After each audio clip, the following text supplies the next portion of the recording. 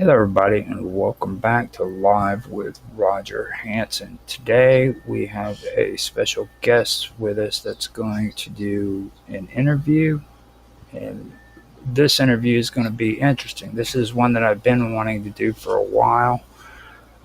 It's who's here. We lovingly call her Sonia Galactec with an E, not an I. Galactec, Yep. Thank you. and and she is not only involved in doing stuff on the internet, but she is also a professional tattoo artist, and that is what the interview is going to be about today. So, with that, before we get to the interview, I'd like to welcome Mark Edworthy onto the Hi. show and say Hi. thank you for being here and supporting us. I also like to introduce Sonia Galactic. And with that being said, I would like to ask I'd like to hand it over to you, Sonia, and ask you to give us a little background behind how you got started in the tattoo business and stuff like that. Oh, wow. That's a good question. It started many years ago. It did, though. Let's see. I guess it really started over a cute guy, for sure. A guy I was like totally in love with back in the day. It was the summer of 1997. And I actually had I'm sure you guys heard in prison they make their own machines that Yes, are made out of tape player motors and they're whatever actually they can they're find, actually really. they're actually called gel gun tats, and Uh-huh. that's going to be later on in the interview. Just so you know, I do Okay, sure. want Yeah, I could tell you all about that. I haven't been to prison, however. to. I Hmm. do know a bit about that because of knowing people who have been to prison. And Hmm. actually, my son's father, who died in 1993, Hmm. he had made a machine, back in the day, and he was tattooing on himself, and that was right before he actually got shot. So it was right before he was murdered, and so it was laying around the house, and I seen how he used it when he was using it, and it's funny because he wouldn't let me reach a spot where he couldn't reach. I'm like, oh, I'll do that for you. He's like, no way. Hmm. I just think it's funny how things have progressed. But so in any case, so that was laying around the house, and there was this guy he was like friends of everybody, and he was just the cutest thing ever. And so we started hanging out, and I mentioned to him about the tattoo machine. He's like, oh my God, tattoo me. And he would not stop bothering me. And I'm like, I get to sit there next to him all night long, drinking Jack Daniels and being like this close to him while I'm tattooing on him. I'm like, yeah, I'll do that. Now, how old were you when you I was actually started? probably, it was 97 when I actually Hmm. started. Yeah, So that was in my 20s, I think, something like that. Yeah. I really don't know. Um, it kind of gives us a little background of what was it going does. on there if you Hmm. can't remember your age and Right, or right. what year you were. Yeah, yeah. Well, I definitely know it was 96 or 97. It was one of those. And so I tattooed him, and did, like, I pretty much learned how to tattoo on him. And then, of course, everybody else around me wanted a little tattoo. Like, I did a little banana on this guy on his arm right here. It's like silly tattoos like that. But people like go crazy, especially this was in Oklahoma, and tattooing itself was illegal back then in the Mhm. state. Like, you couldn't tattoo there. And so I was like an outlaw. So it was really cool. So I was like, I will go to jail for being creative or whatever, which that never happened, of course. But it was just kind of one of those rebel things added to Mhm. the whole scenario of it. Now, And when then, yeah, when you say it was illegal in the state, what state were you located in? Do you mind saying it? it was Oklahoma. Oklahoma. Okay. Oklahoma. Uh So huh. Yeah. that's where you started out is in Oklahoma as a tattoo artist. Yeah. I would say just at home. I wouldn't call me an artist back then. Of course, other people did, but I've always known how to draw, so it's Hmm. never been like a special kind of talent to me. Hmm. But but there you go. So yeah, and then it just kind of progressed from there. I'm self-taught. I didn't apprentice under anyone. However, I wanted to, but I just could never get into a shop. I moved then from Oklahoma to, where was it? I think it was back to Vegas. Yeah, or no, it was Arizona. No, it was Vegas and then Arizona. Anyway, yeah. So over the years, I perfected the skill of tattooing, and I was doing hair at the time too, like a professional cosmetologist and teaching beauty school. So I already had all the sanitation stuff down, things like that. Whereas apparently, that's kind of overlooked by some of the unprofessionals, that aren't in shops and things like that. Even Right. some of the guys that are in shops out here in Arizona, because there's no licensing in the state of Arizona for tattoo artists, which is pretty crazy. But yeah, so I had to go to school for like a year to do hair to get a license to cut someone's hair. But if I poke them with a needle and make them bleed, it's anybody could do that. So it's pretty now, crazy. now I know you said that you it was a cute guy, but Oh yeah, for sure. honestly, what got you interested in tattoos in the first place? What really sparked your attention to make it I where just you like the way wanted they to? look. I like the way they look. Hmm. Because it's kind of like the badass thing. If you don't have a tattoo and once you get one, it's like it's an instant badass thing. So instantly you're like, I remember back in the day when I just had this little skull up here, which I went in and you can kind of see it, but I went in and had him do just this little top skull guy here, and I just Hmm. thought I was the coolest thing. I had my arm out the window. You know how it goes. That's hot Maybe, too. That's yeah, hot too. That's right, so for hot, sure. man. But yeah, so it's kind of that, and plus too the whole it's very therapeutic, like especially like emotion, like if you have emotions that you got to kind of work through or whatever, it can really help you to get some sort of a symbolic representation of how the strength it took to make it through that, or just how you feel about things, to where it's like a constant reminder and uplifter Hmm. to your spirit kind of thing. So that's also part of it, sure. Cool. Hmm. Now I have the questions about the gel gun tattoos or Okay. gel gun. Actually, in the first place, it sounds like you have a good story when it comes to that gel gun that's sitting on, what was it, on the coffee table? No, it was packed away for a while, but it was sitting on the coffee table when that guy came over.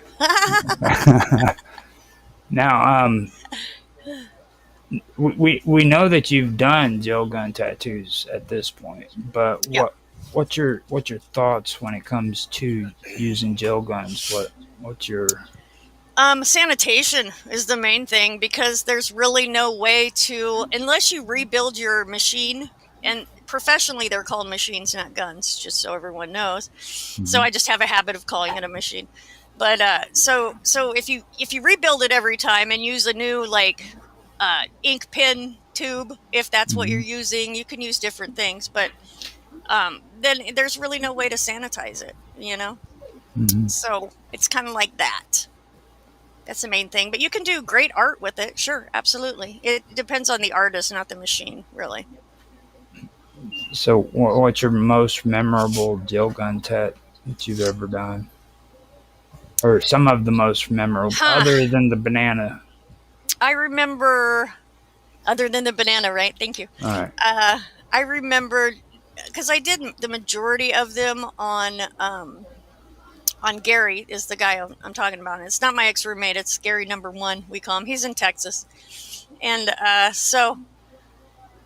did. Have you ever heard of Paul Booth?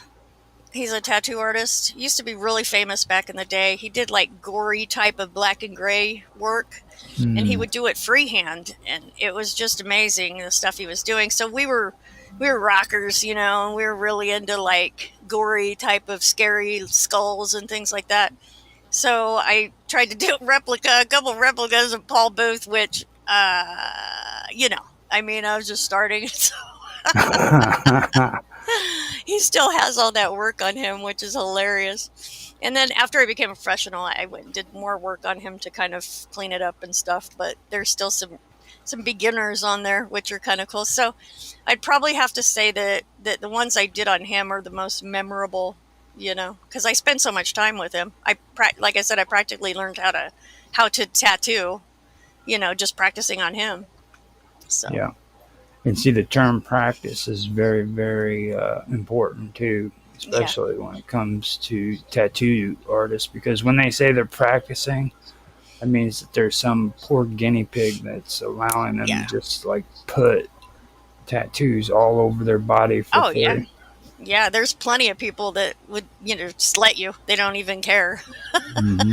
I'm It's just, crazy. I'm curious. If you haven't got a live subject to tattoo or to practice on, could you use something like, I don't know, a lump of pork or something? Actually, pig skin works pretty good to replicate. They also have fake skin that you can use. It's very flat though.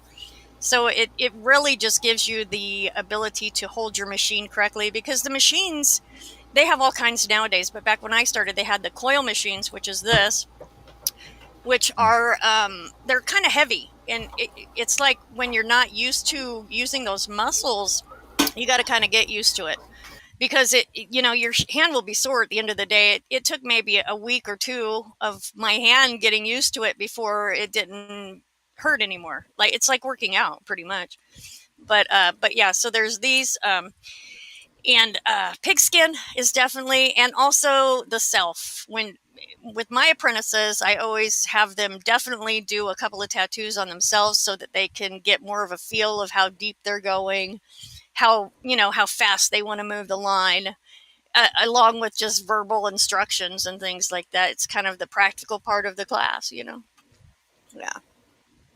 So there. Yeah. See, that's pretty good information.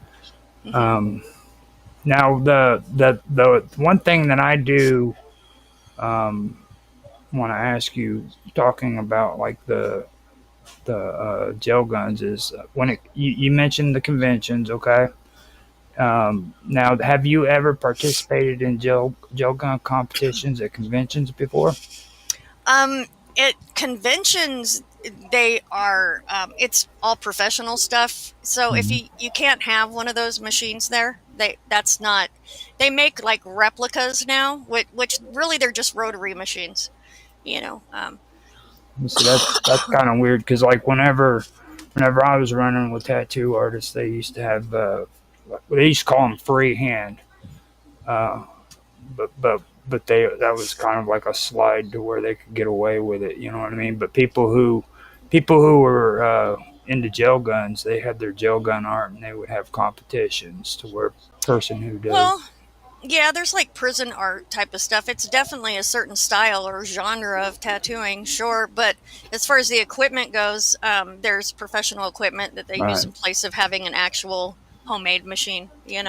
right. So, but there's competitions in all kind of all genres, like color, black and gray, and then the skip shading, which is what you see in with the jail gun tattoos, Hmm. um, because it's a single needle, and there's probably maybe 1% of all tattoo artists, professional tattoo artists, that use single needles. They barb very easily, and once a needle's barbed, it won't put any ink into the skin. It'll just rip the skin up like hamburgers. So really, I think threes are probably the smallest needle that people use. I have an example of a 7 right here, which is, let's see how close I can get that. And it's actually pretty small, but there are. Sorry, my camera's not that great. It's all right. Let's see if I put it Yeah, there. exactly. Yeah. Anyway, there are 7 tiny little needles in here, just tightly grouped and soldered together. I used to Hmm. actually solder my own needles back in the day too. Yeah. That's cool as heck. Now, Hmm. how did you go about soldering them? They have a little needle jig, and Hmm. then as you can see, there's a place where the needle grouping fits onto the bar right here.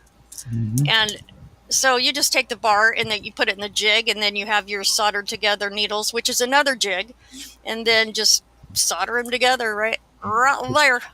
It's very easy, actually, but it's so much. I mean, this needle is probably like 2 cents. They're so cheap that there's no reason anybody really has to make them. You know? Well, for me, I've be honest, I've never had too much time around professional tat equipment. You know what I mean? No. Machines, as you put it. Most of the people that I ran with were on gel guns and stuff. So Since I we're on. have been around them. Huh? Oh, sorry. I didn't mean to Oh, go ahead. interrupt. I was just saying, since we're on the topic of needles, I have this 15, which is what I usually use. I prefer actually like a 21, a much bigger needle. Hmm. But this is it's like a mag grouping, which Oh yeah. is similar. It's like a paintbrush almost. It's like Hmm. similar to, it's 15 little needles, but they're placed like this rather than flat. Rather, they do make flat ones though, but flat ones, if you don't know what you're doing, well, you can just slice the skin open with those pretty much if you're not careful. So mags is kind of what everybody uses, really. Now, whenever I ran Excuse off me. to Kansas City with my buddy Lauren, he was a tat gun, or he was a tat artist, and that's Oh, where he actually started doing. Started out with pro guns. That's what we basically professional tat gun. yep, But yep. he tried that, and I remember he said that it was a freaking nightmare. Like getting Mm, used to that was hard. mm-hmm. Yeah, I remember when I first switched over, and I used these. I used a 3 liner, which is the very very smallest one for the most part, besides a single cat hair is what they call it. Hmm. But I used a 3, and when I switched over, like I was telling you guys earlier, my it was like, man, my hand, it felt like I was, like lifting weights with my hand. It was crazy. It was difficult to get used to. It was, and I only used 3 for like 10 years. I used only like a 3 liner, and I would do big pieces, and people would look at me like other artists, that I would come across. I'd be like, "Oh yeah, I did this piece with a 3." They're like, "What?" Because that's insane. Nobody would do that. First of all, it takes forever. To fill in a patch this big takes like an hour with a teeny little needle. So, but it's kind of like when I was doing hair. If you can do a mannequin's hair and make it look okay, then a person's hair is going to be much easier. So it's Hmm. like starting with the tough stuff first, and then I didn't, of course, know that. Just didn't really know about mags, and I didn't want to try it until I got into a shop, which was Diablo Tattoo, which was my first shop that I got into, and that's a whole nother story. But and then I started using 7 mags, which is kind of, they have 5s, but that's kind of the common when you first start as a 7 mag, and it was really difficult to get used to shading with a mag as opposed to with just a liner. So yeah. Hmm. Hmm. that was that was actually probably one of the most amazing times whenever I was involved in it was whenever I seen Lauren switch over from gel gun to freaking professional. Hmm. And I remember him going through the hand thing too, where it was causing. I mean, it was a serious issue because gel gun is really light. It It really is. is. It's like a pencil almost. Well, Hmm. basically, that's what it is. Hmm. That's really what it is. And then when he had to use that gel gun or that professional one, it tore him up. It took him a long time to get used to it. Yeah. Yeah. There's a couple points where I was worried if I could even do it. Mm. Now, You know. I did want to get more into the tattoo conventions, but you mentioned something that was very very cool, and we need to talk about it, Sonia. Hmm. We need to talk about your tattoo groovies. Oh. Yeah. Right. You know this is important, dude. You know that, and it's actually the Uh, funniest and the best stories when it comes to tat work. Okay, you know yeah. it's true. Okay, so first of all, have you ever had tattoo groupies? Um. Yeah. Kind of. I People guess. that you practiced on? Um. Well. Yeah. Yeah. For the most part. However, uh, Groupies, well, kind of. There's one lady that came into my shop when I had Viking Spirit tattoo, and she wanted my autograph and a picture with me after I did a little tattoo on her. I'm like, okay, you know. It was funny. She's Mhm. really cool. I did quite a few tattoos on her. She would come in and hand me wads of cash all the time, like without, you know, she's like, here, I want something next week. I'm going to pay you now. I'm like, okay, cool. With a mention. It was sweet. Yeah, she was a great customer. She's out here too. But yeah, most of my customers were like friends, or you know, not well, kind of more. You know, we got to know each other because we spent so much time together, so we kind of became friends. I'm real personable when it comes to stuff like that, anyway. You know, Well, just so you know, it's easy to make a like a friendship. You know, with people you're working on well, I think for I the think most we're part. I think we're having like a miscommunication here. Like when I say groupies, man, Yeah, I'm I talking know. about the groupies that like well, first of all, um, have you ever had people that found work for you and like whenever whenever they're around you, give them, you know, free tattoos because you're practicing and stuff, and they'll go out and they'll find work for you and things of that nature. Yeah, I think that's kind of just how you get started, really. You know, Hmm. is Got any stuff like that. got any And cool then stories? eventually you start charging. Cool stories. None that are really coming to mind. You know, I kind of figured that when, you know, once I was like a tattoo artist, and it'd be like I'd be rich, and I'd have like all kinds of groupies or people like, you know, fans, I guess you could say. Hmm. And it really wasn't like that at all, or isn't. But but yeah, especially back in the day when tattoos were more sought after than they are now. Now, like everybody has one for sure. If you don't have one, you're kind of the odd person, you know. Yeah. So whereas before it was kind of the opposite. Poor, So poor Mark yeah, I Edward. don't. Yeah, Yeah, I was just going to say, yeah. he Just needs say, like a little document tattooed on him, a little document page, just in little writing, A B C, no, kind of thing. That'd be cute. Put it on your neck. Neck tattoos are rad, for sure. Yeah, nobody will mess with you. Go in the grocery store with a neck tattoo, people will definitely look at you different, especially if you're wearing a suit. a little That'd Mark be great. Edworthy, a little Yeah. Mark Edworthy, and have it put on his buttocks. You know what I'm Oh, saying? yeah. Butt tattoos are Yeah, rad. Love yeah. those. I've got some stories about butt tattoos. Um, Tell there's a us. chick who wanted, she wanted slut. I think it was dirty slut or something like that, put on her ass. And that's not the first one. I have put those type of, I don't remember the one after that, but it was right on her inner thigh, you know, right in that area. And so it was for her boyfriend. You know, both of them were actually. So, and then little cartoon characters on ass cheeks. I don't know. I might have sent you one. You could tell because it's kind of wrinkly. You know, Mm. people sometimes have wrinkly butts, so Yeah. it's kind of like that. And yeah, butt tattoos are awesome for sure. And I know what you're thinking next, huh? And I have tattooed a couple of those. Yes, I have, absolutely. And it works best soft and wrapped around like a toilet paper roll.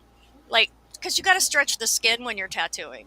It Yeah. has to be taut. So you got to kind of use, you know, equipment to kind of, yeah. And like Yeah.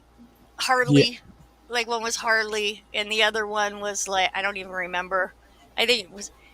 Everybody talks about getting the money, the like the $1 million bill or whatever once it rolls out, or you know stuff like that. Yeah, yeah, Oh yeah. it's a joke. I've never done one of those dollar bills. I've done money before, very detailed. There's no guy that's gonna sit through that. And ink spreads over time. The lines, no matter how small you do them, they end up spreading. It spreads. So if it's too detailed, you're going to end up with a black blob anyway in 10, 20 years, you know. So less detail, the better on tattoos for sure. Okay. So, so I take it you have been to conventions before, right? Yes. Okay, now, Actually, just one. I only went to one. okay, what do you think about tattoo conventions? What's your thoughts about them, to be I think honest? they're pretty rad. They're pretty cool. I like them. Kind of For give us, sure. Well, it's real busy. You can book a lot of people, like from the get go. There's tons of people that want tattoos, and you just kind of work the entire time you're there and make a crap load of cash for the most part. You can even charge more at conventions. Some people do. Yeah. And actually, the one that we went to, it was when we had Viking Spirit Tattoo, and the news for Arizona, one of the news stations came by, and they were, filming everybody, and our booth was right there. So they ended up interviewing us, and, so we got to be on, our shop got advertisement on TV. It was pretty cool. It was pretty sweet. Oh, and we had other advertisement we got for free too, because there's this guy that came in, and he was a friend of a whoever, one of our customers, and he just wanted paint. Like, you know how when they go to football games and stuff like that, they paint up whatever their team is. Like, they'll put face makeup on, like, so it was like a Cardinals thing, I think it was. And so we did the maroon color all over with the bird kind of thing going on his back and stuff. And we ended up putting Viking Spirit Tattoo on his back. And he was one of the guys that was really painted up for the football game that was going on. And this was in 2000 and I think 11. Yeah, or 12, right in there. 11 probably. Anyway, and he was on the news once again, and he was talking to the player. It was one of the players that was like the big, the big guy everybody dressed up for. And so the whole time the camera was on him, his back was facing the camera, and it said Viking Spirit Tattoo. So we got on TV again. It was really cool. Yeah. excellent. Yeah, it was excellent for sure. Now, what are some names of the tattoo conventions that you know of? Well, there's AZ Body Expo, and then there's Hell City, and Hell City apparently goes everywhere. And those are the guys you can't just rent a booth from there. You have to be invited. And those are some of the best artists out there, is Hell City Tattooing. Oh my gosh. Those are the kind of artists that make you just want to throw your machine down and walk away, because you're like, I can't fucking do that shit. You know what I mean? Yeah. But it's either inspiring or kind of depressing. It depends. But got to stay on the inspired edge, of that whole thing. But yeah, there's some excellent tattoo artists. It's crazy what people can do with a machine these days. And they don't even have to work that long. I mean, any good tattoo takes time to do. It's not like it is on the tattoo shows that were out, a while back, like that one where they had the guy from Red Hot Chili Peppers or whatever. He was like hosting it, Dave Navarro, Yeah. and that other old school artist guy. Yeah, well done tattoos take a lot of time. They're not quick. I was going to ask you, what's your longest, most complicated, complex tattoo you've ever done? Wow, that is a good question. I mean, look at her, dude. Shit. You know what I mean? The girl's got tattoos everywhere, and I'm sure she. I know. Yeah. Well, I should ask in a single session. In a single session. In a single session. Oh my gosh. In a single session, oh geez, I know there's been a few. Probably, I wouldn't say it. Well, it was kind of difficult, but maybe not design wise, because once you get to knowing your art, design wise isn't never really a complication or a difficult thing. But this girl had come in, and she was a stripper, and she had went to some home artist somewhere and attempted to do a sleeve, and she didn't have any other tattoos, and it was the craziest looking thing ever. It was so poorly done, and it was such a it was horrible, and she was in pain because she just got it done. And when you're doing a tattoo, you don't ever want to work on it some people do, like the next day. It depends on the person. If the person can handle the pain, then that's fine, because usually 2 hours is what a human can go through on straight tattooing before their blood pressure goes up. They just start bleeding more and more and more, and any ink you put in comes right out. And so there's kind of a 2-hour threshold. However, there are those people who can go way longer than 2 hours. And I've done 8-hour sessions before that were like butterflies and pretty stuff on this chick. And she was a tough chick. And actually, guys are more wimpy than chicks when it comes to tattooing. In my experience, they're more of an ow than the girls are. and especially the after effects. I ended up getting a tattoo on my shoulder blade because I was supposed to be cool. You know what I'm saying? I got actually two of them on my back shoulder blade. Kind of a girl spot. Well, kind of a girl spot, Raj. That's because girls are tough, dude. I figured that out real quick. And like dudes that get in me, for example, okay, I didn't realize that when you had them on the shoulder blade, you actually have to sit on couches. Okay. And when you sit on couches, if that couch isn't like nice and soft, it's gonna freaking hurt, dude. Yeah. That's another thing with tattoos is you'll realize how much you use this part of your arm, when you get a tattoo there. Mm-hmm. You don't really notice it beforehand. So yeah. But I'll be the first one to admit I was a big baby until that thing healed, man. I mean, I felt like freaking I was gonna explode, like my head was gonna blow up or something. Wow, that's pretty crazy. Well, I was going to say, is it true that it's always advisable to increase your glucose levels of eat chocolate drinks beforehand? Sure, if that's something that concerns you, yeah, absolutely. Because I have had people pass out before, just fall over, and usually we'll have candy or something at the shop to give them because it helps. But there's various reasons why people pass out. But yeah, I would say eating first is definitely something that you want to do. And a lot of people ask about the alcohol drinking, and if you ask me, drinking's fine. I mean, as long as you're not a complete dickhead and you haven't drank a fifth of Jack, a couple of beers is fine. I used to drink a couple of beers and take a Percocet before I went and got work done, because this shit hurts. Mm-hmm. It really does, especially on where you get it at. So I would say drinking, professionally, we don't tell people to drink because you never know people. Some people are crazy and they're just gonna fucking whoa, and then they'll come in, give me this tattoo, bitch, or whatever, and it's like bye. Yeah. So, and we used to, our shop was right next to a bar, so there was quite a few drunkards that come over asking about tattoos. Yeah. Now, I've heard too, though, that when you go to tattoo somebody who's been drinking, the blood is a lot thinner and it causes problems with the ink. What's your take on that? Yeah, I agree for sure. I've even had customers who had drank the night before and they were sober at the time, mentally, but they had drank so much, like hard liquor usually is what does that, and it would be like tattooing them over 2 hours to where they just bleed out the ink to where it's not even worth doing. You're just going to have to redo it again, Mm-hmm. So right there, you've got it straight from the tattoo artist, guys, ladies and gentlemen.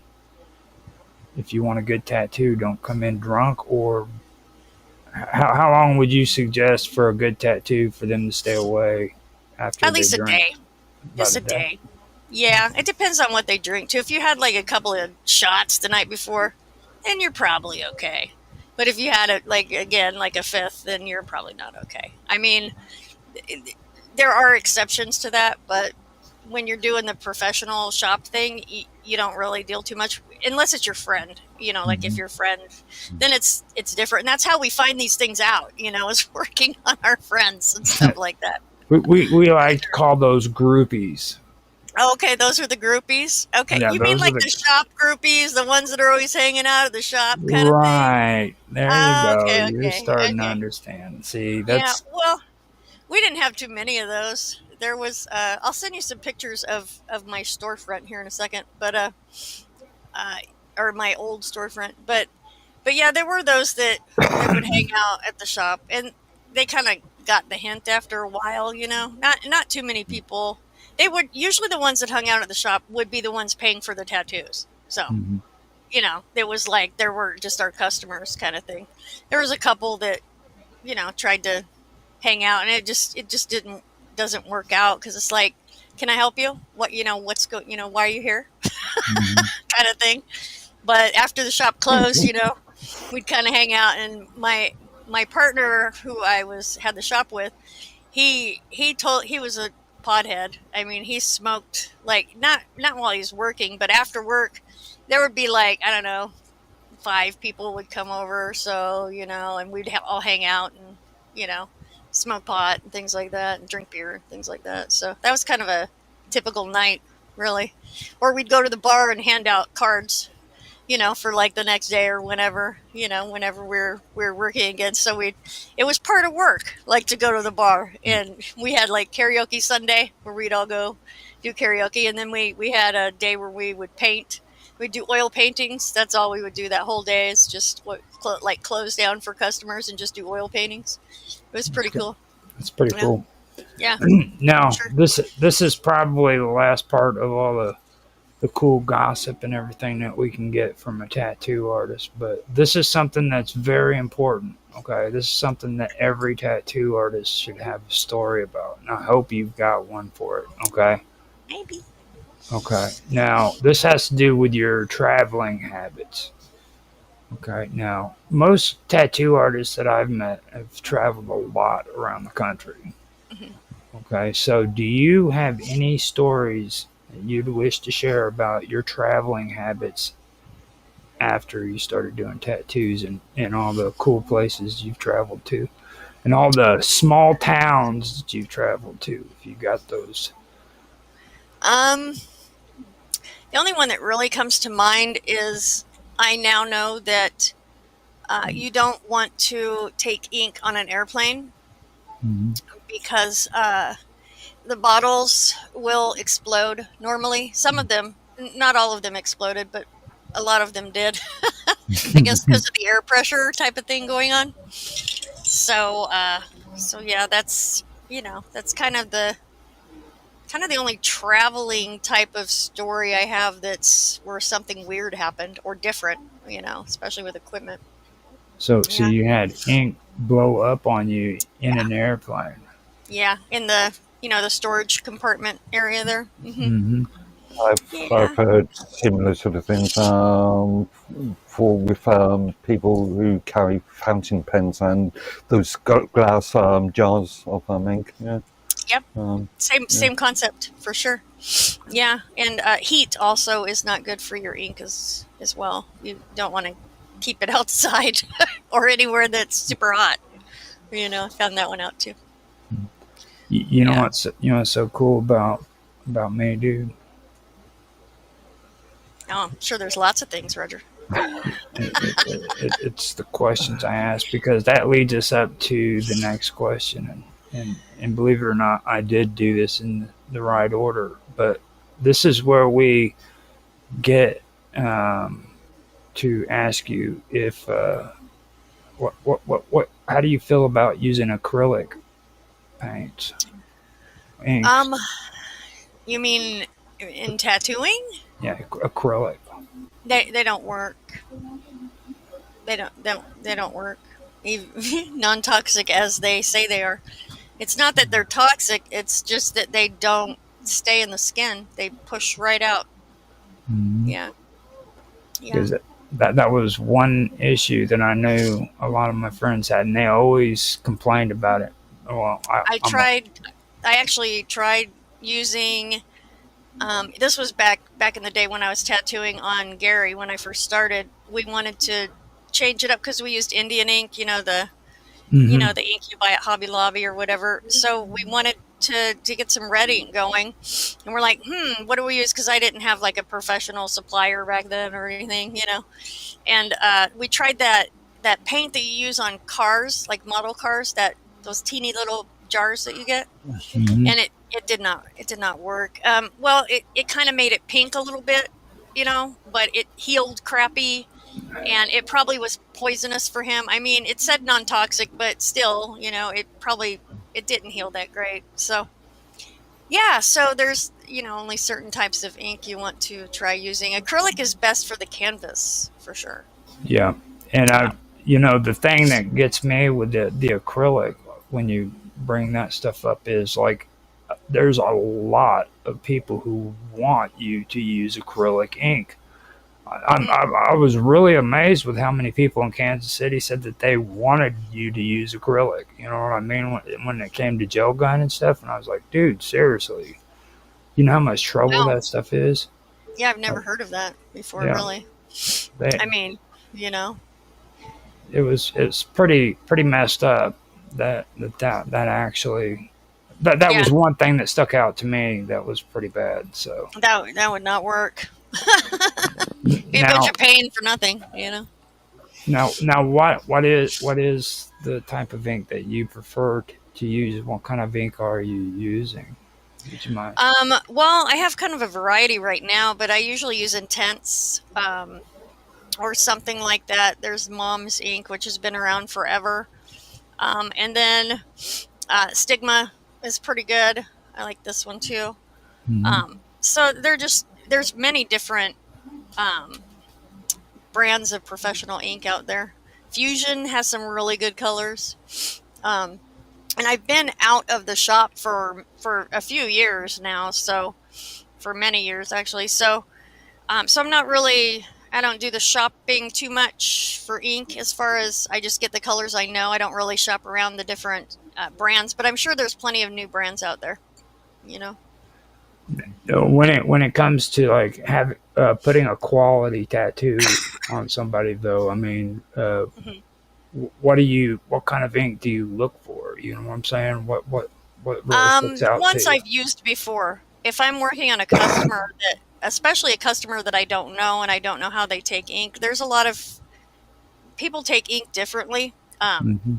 Gingers, actually, ironically enough, have super light skin, and you'd figure they would take ink pretty well, but actually they don't. I don't know what it is in their skin, but it you got to really pack it in there on a ginger.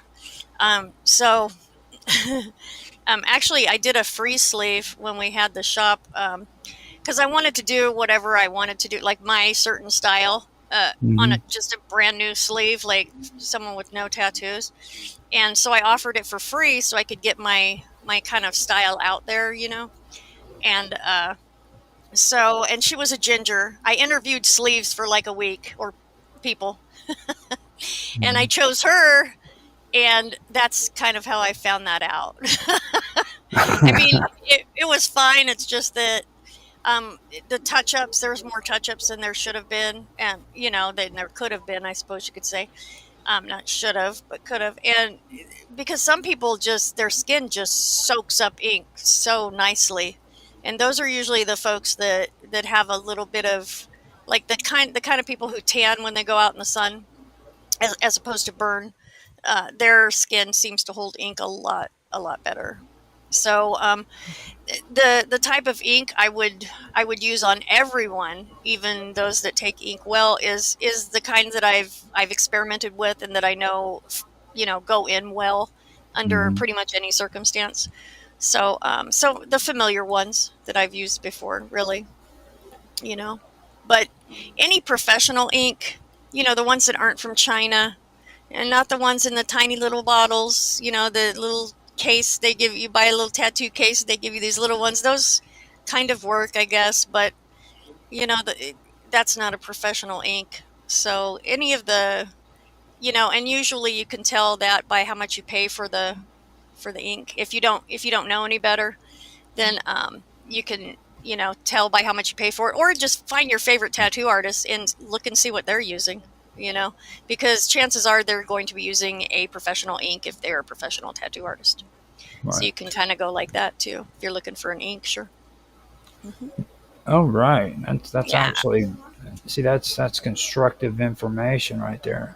Mhm. You didn't think we were going to get much information off of this interview, did you?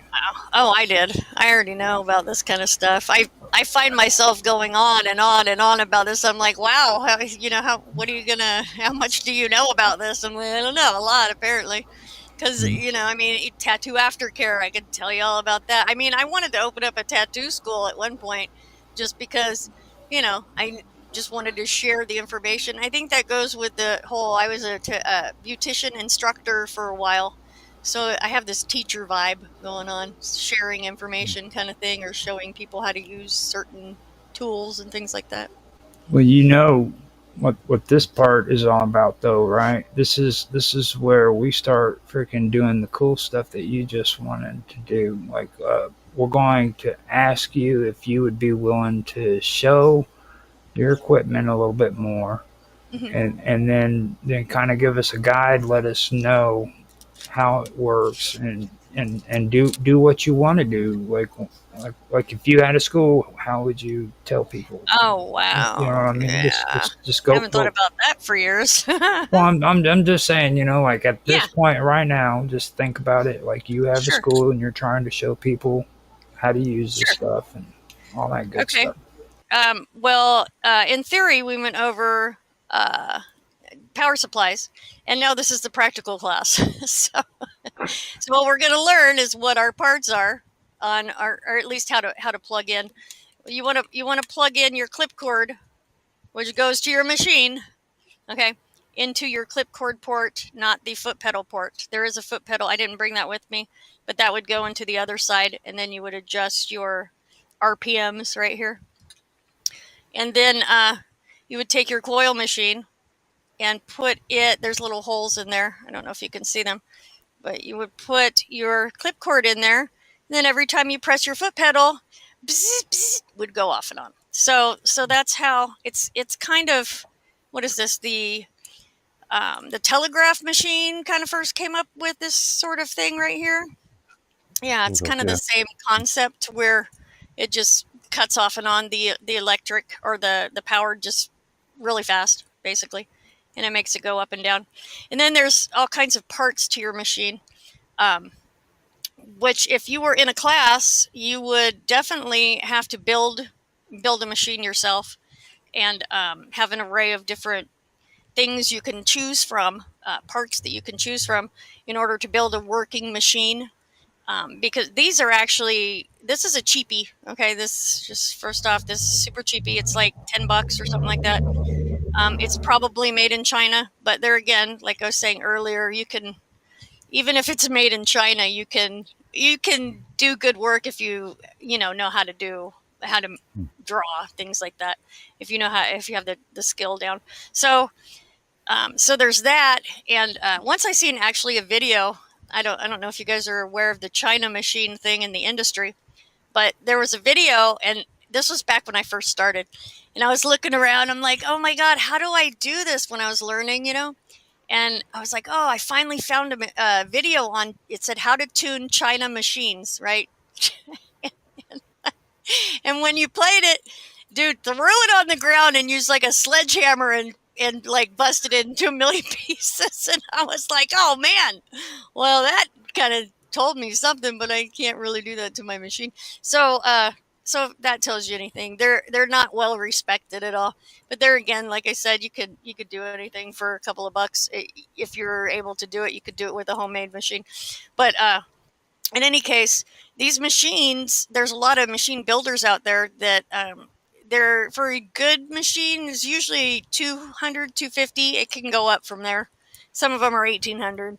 It just depends on what builder you choose and what machine you like. There's many other styles besides coil machines. This is a coil machine, the old school kind. A lot of guys won't use anything but this, but and this is the one that has the weight to it. But there again, I mean, they have cordless ones now. They're wireless, and it's like just holding a pen. You just, where it's not even, no weight to it, no cord to it. It's just so freeing. I have not used one of those yet, but one of these days I want to try it out, see what that's all about. But yeah. Now, on your opinion, Mhm. between the two, which do you think is easier to use, a pro gun or a freaking gel gun? Pro. Pro. Yeah, After you get yeah, used to it, of yeah, course, right? for sure. There's many more. First of all, it's more sanitary, Hmm. and there's a lot more needle groupings. There's a lot more adjustments you can make, rather than just having your tape player motor with your guitar string bent into the little rolly thing and have it sharpened with an emery board. That's And how it was. you know, Yeah. and I mean that is an important question because like I know like my buddy Lawrence Smith, like I said, he's in Kansas City. He's a pro now, but like he straight up told me years after when we talked about it, he was like, man, back then, because when he finally started using a pro machine, as you call it, um, Hmm.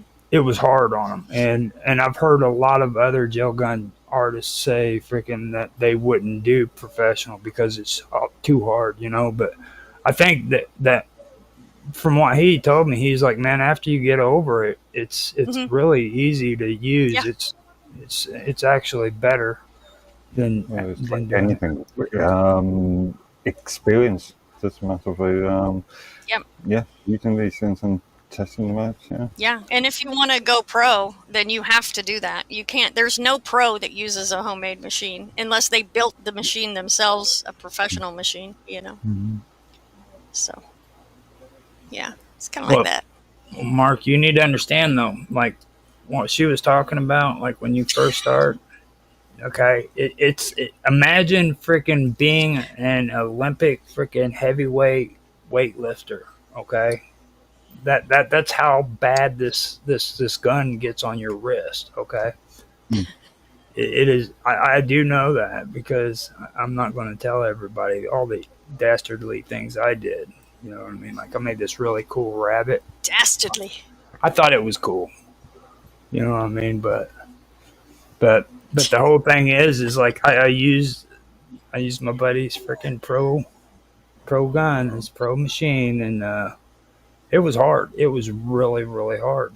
It Wow, causes some that's serious crazy. issues. But I did I it didn't know for you did that. yeah. I did quite a few Wow. of them, but it wasn't Yeah, anything. I want to see one of these days. You'll have to show me. Well, I don't know anybody that I did them to anymore. It's like I told you Oh, before, okay.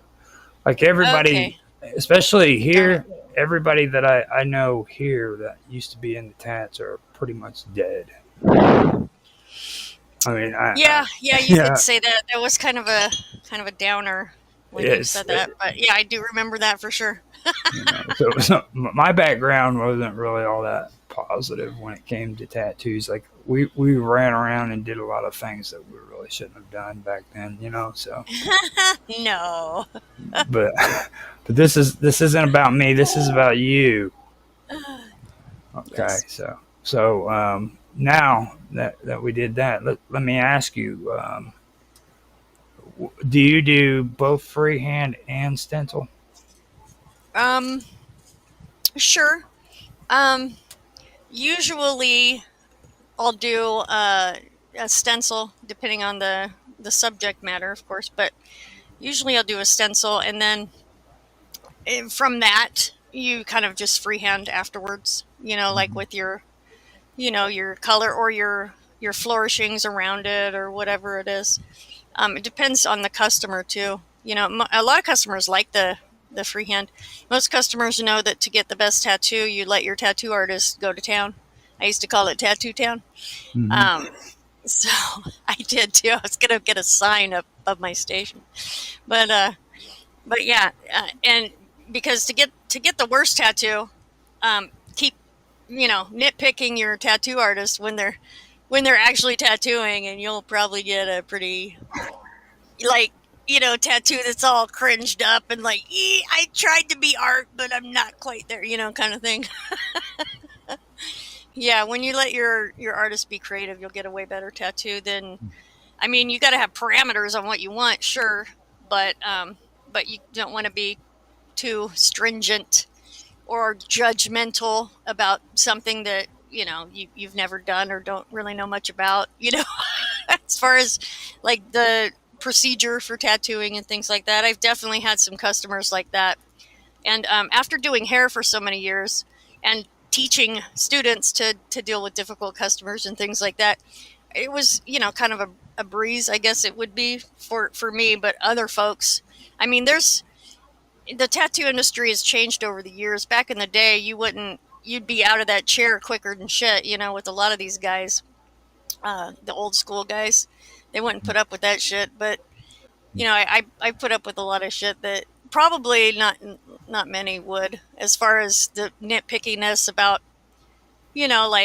like staring at you when you're doing a line and then saying, "Is it supposed to look like that?" Or what, I mean, not necessarily. Most of them are just innocent questions, People just don't know and they really want to know, which is kind of how I got to look at it when going in like that, because it's like, well, is it going to make me bleed out doing it on my wrist, because the veins, and I'm like, well, I just have to explain it doesn't go in that deep, and no, it won't, but yeah, there's definitely a lot of, weird type of questions that, that I've had to answer. And then there's the people who are just trying to criticize or whatever, or just plain straight up assholes. We've had a couple of those in the shop before too.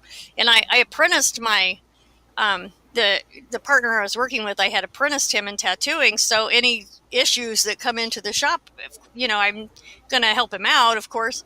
And he had quite a few customers that were kind of assholes about things, but what can you do besides just get their tattoo done and get them out the door, Doesn't have to be a marriage or love affair with them, don't take it personally or whatever. They don't even know. It's not like they can, even some people, have had a perfect tattoo or a tattoo done the way they wanted, and then they still complain, and then there's some that you do something that you could think you could do better on, and they just love the shit out of it. So it takes all kinds, so. Yeah. Well, it sounds like I almost triggered you there, because like triggered. You had a Could moment. you be less woke? Okay. Yeah, I know. What does that even mean? I know. Triggered. I mean, it's just triggered me to answer the question. I don't know. When you get a tat artist to start talking about their customers, that's when a bunch of stuff comes up. I love my customers. They're like I said, we're until all you have to talk about them, because then you start noticing the weird ones that come up, and the ones that are like picky about what you're doing. And yeah, those aren't really my customers. Those are just ones that had come through the shop at one point. Yeah, my customers are like your bros ones that come back all the time, your chicks and your bros, working on big pieces with and things like that, But you're going to find that in any industry, especially creative industries. You're going to have good customers, you're going to have bad customers. You don't know. Exactly. Customers, yeah. Just like anywhere else, really.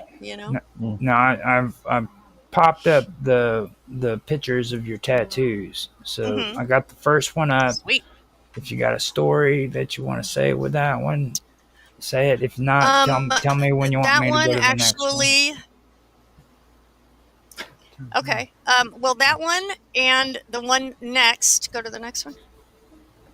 That's better. And were they not? They weren't next together. But that bird, and there was another bird, a phoenix, on another guy that was on the girl, and these guys were so in love with each other. It'll probably be coming up here pretty soon. Okay. I thought I laid them together, but in any case, yeah. And there's a guy with a bird on his front, and when they stand together, their tails intertwine, and it was just they were so in love, it was almost made you want to throw up. So that was a great tattoo. Many hours on those. And that was, just some little writings there. There's a Viking guy I used to tattoo on.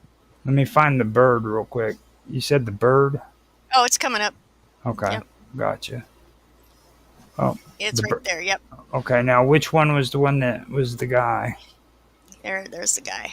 Is that the guy? And then when they stood next to each other, there they are. Okay. This little tail looked like it was intertwining with her tail, and they were flying together in their love. Yeah.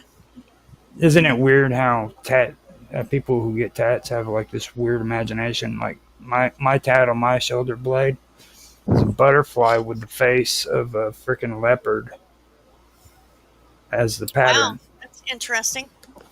I don't even know why I thought of that. A Just butterfly. a butterfly Cute. with a panther's face as the That's pattern. cute. That's code word for gay, isn't it? A little bit.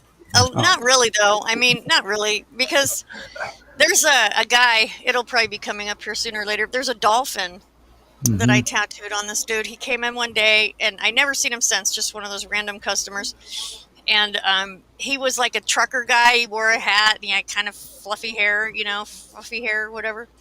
And I'm like, yeah, sure, we got time. What do you want to get? And he's like, well, I was thinking a dolphin right here, and he didn't have any other tattoos. And I'm like, a dolphin? Just fucking weird for this dude to want a dolphin. And I did him a cute little dolphin on his shoulder. He loved it. Thought it was the greatest thing. So, and I don't think he was gay. He could have been a top. You never know, really, these days, and it wasn't any of my business, so I didn't pry. But there's those odd requests for tattoos, That was on my apprentice.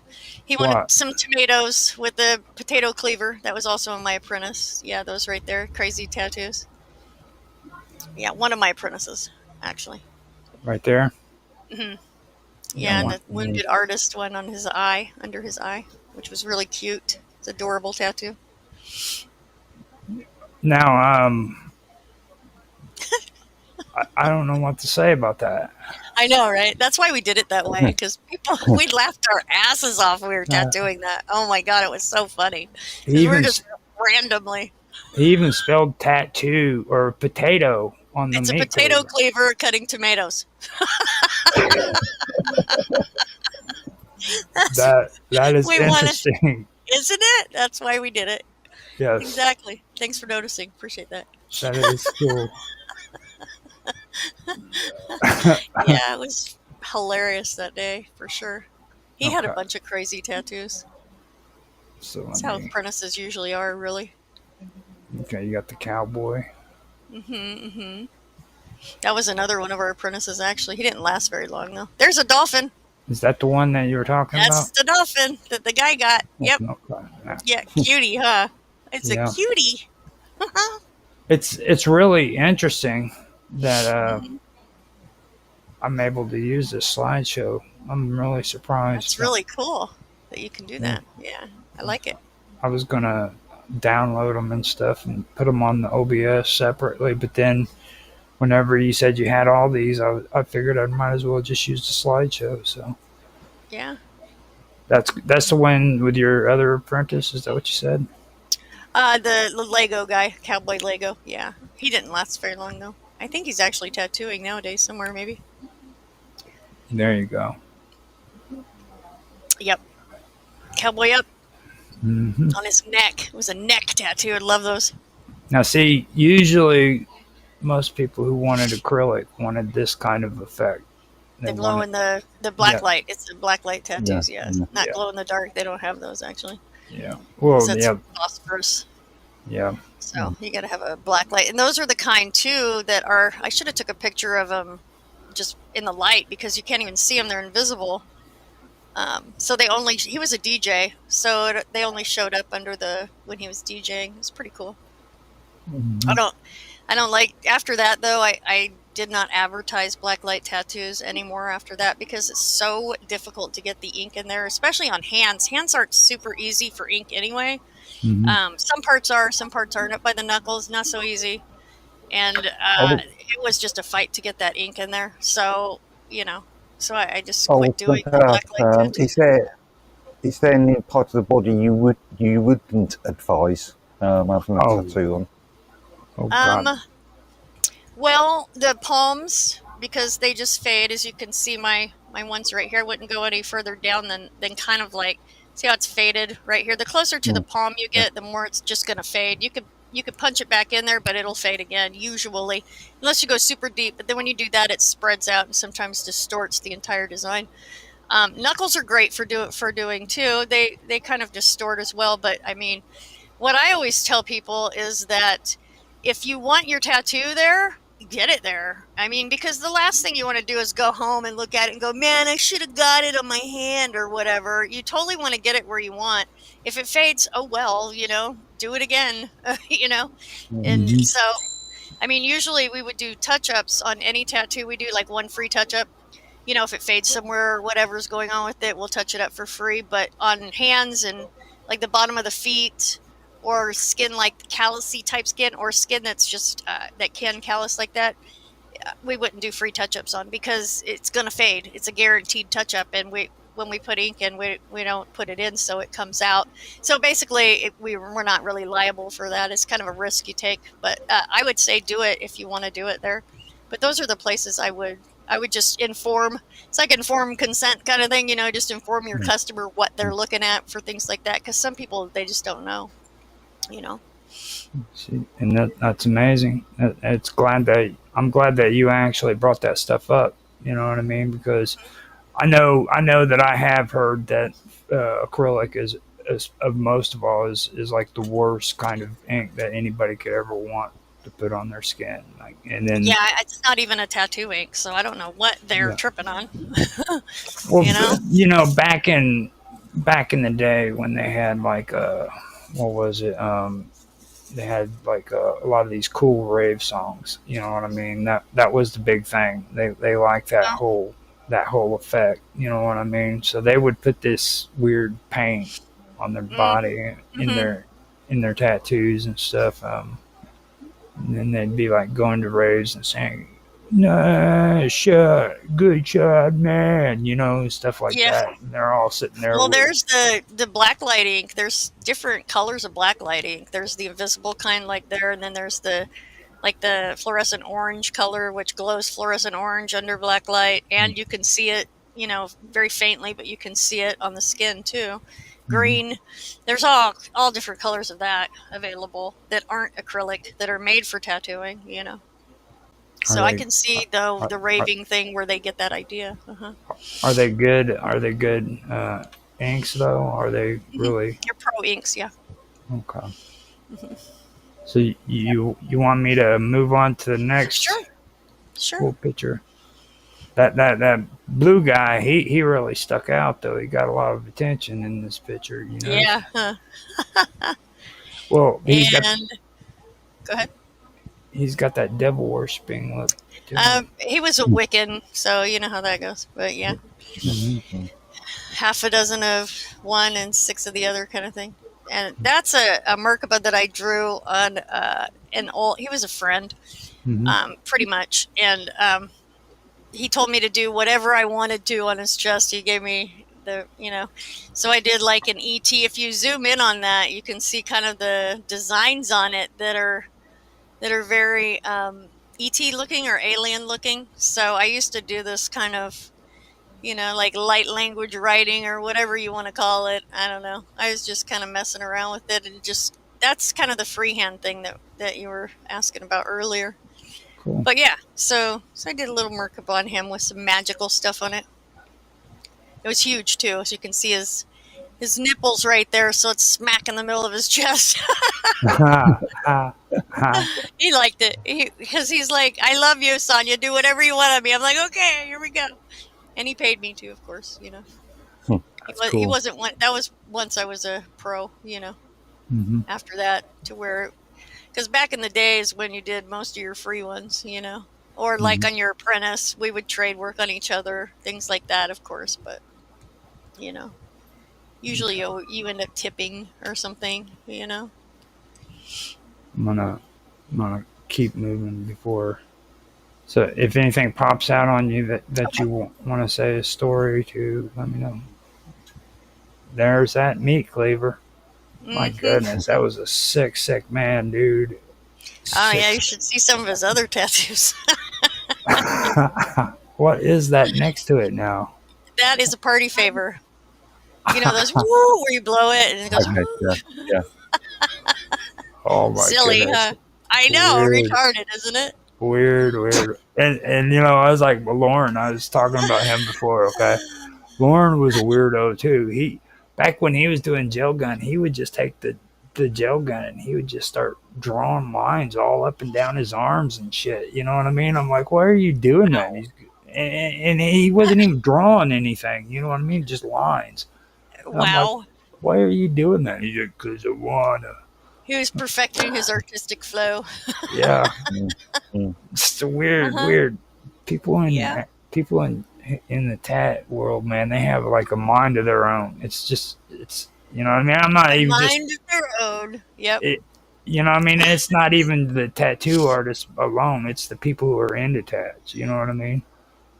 They have just Mhm. this, except for the chicks who, like I've noticed that chicks are more of, they're the ones that see it as like an adventure, but there's the ones that are shy and don't want people to know they have a tattoo. You know what I mean? Mhm. Yeah. Yeah. Yeah. And There's definitely different types like that for sure. where, but I found it to where like women are the ones who actually, like guys, whenever they get a tattoo, yeah, whatever, they're getting a tattoo. But like girls, women, they think that it's like some kind of adventure or some kind of excitement. You know what I mean? Well, it is. You know, You know. it's that dark little secret that they have that nobody else knows about. They got that little tattoo hidden on their body that nobody can see. You know what I mean? I've seen a lot of that, believe it or not. Like, Yeah. The personal ones. mm-hmm. Yeah. Mm. They usually have some sort of a deeper meaning, you know, Well, that too. just for them kind of thing. Mm-hmm. Like What's what's the most weirdest, strangest tattoo you've ever done? Gosh. Well, does Ray count? The guy we just looked at? Yeah, I suppose. he's a Yeah. he's up there, dude. He is up there. Kind of stuff like that. I mean, and then I would do like some freehand stuff. Coming up pretty soon, there's probably going to be a pic of the green sleeve I did. And that one is actually kind of odd compared to normal tattoos, I would say. And that was my own creation. So What does there's it that. say right there? I can't really read it too well. It says Blessing? blessed. Blessed. Yeah, that was a cover up actually of something that was on her thumb there. I need to get some cover ups too, but a lot I'm of people an expert at cover ups. a lot of people say that Because- you should be ashamed of having a woman's name on your back, you know. But I'm cool Why? with it. I'm cool with it. That doesn't make any sense. Ashamed? Why should you be ashamed of anything? I mean, come on. Well, first of all, they misspelled her name. It was supposed to be Oh, Mariah, and they spelled it Maria. So it's not really technically attached to anybody. I could probably change that to an H if you'd like. I'm just saying when I'm visiting. Well, if I have to go to that extent, I might as well just do a cover up. You know You what could I just mean? do a cover up, yeah. So In But- Arizona, since there's no licensing for anyone, there's it kind of goes on everywhere, of course, but out here it seems like there's even shops that do really shitty work. Like there was a shop down the road from Viking where I was doing cover-ups almost every day. Somebody coming in from their shop where they got a tattoo and it's all fucked up and they want to fix it, and I'm like, well, you got to wait for it to heal first. I can't fix it for a couple of weeks, or whatever. So I mean, out here it's just crazy tattoos all the time. So there's a lot of cover-ups going on. So I became an expert at it, having so many people come in, wanting cover-ups. yeah, with that one though, I mean, it was like I'm glad they didn't do that. And like you were talking about people passing out, it was like I've passed out, but I was like really, really drunk, and I was falling asleep with my arm over the that's side totally of the different. waterbed. That's totally different than passing out. Yeah. I mean, Usually, go ahead. it was kind of usually if you're passing out like that, the person you just keep tattooing on the person as long as they don't jerk awake. Well, I mean, if I would have stayed awake, he wouldn't have misspelled the freaking name. You know what I'm saying? Oh, It's like, you should have had a stencil on there anyway. no, it was all freehand, dude. It Was was it? gel gun freehand. I just stole like That's messed freaking up. a. I'd stole like freaking 3 cases of beer and brought it back to the house, and we were Oh getting yeah, drunk. many nights of that. Yeah, You yeah, know, yeah, what I yeah. mean? So Yeah, when I was beginning, absolutely. like the night already was starting out in a bad direction. So I kind of figured out that like, uh, well, I don't even know why I volunteered to get a tattoo. To be honest with you, I was so drunk. I just remember laying on that water bed. That's funny. So, That happens with a lot of folks' tattoos, you know? um, so Hmm. that is what beautiful. Yeah. Hmm. Okay. Yeah, just like a little candy drops is what it looks like. Can now the arm one I saw it, but I think it skipped it. Oh, Wait, it's no. probably in the next batch or something. Hold on a minute. I It's in there think I see somewhere. it. I think I see it. Is this it? Nope, This that's a foot. that's There's a the arm. The this green it. one at the front. I don't think I gave you a bigger picture, but I did put some more pictures in there that you can show if you want.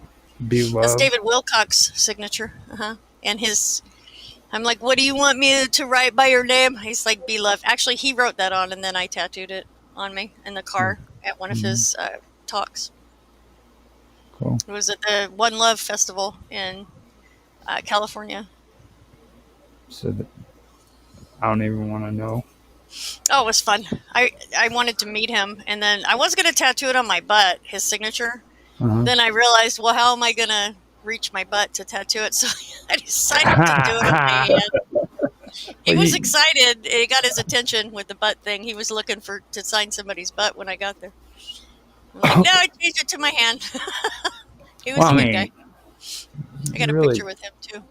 you really don't want to put a tattoo on yourself after you've gone to a One Love convention. You know what I mean? I only went there to meet him, so Okay. you know, it was Hmm. like that. Okay, so this one is the one that goes with the couple, right? With the where was it? The second, Right there. that's the green That's the sleeve. that's the sleeve you was talking about, right? No, not that one.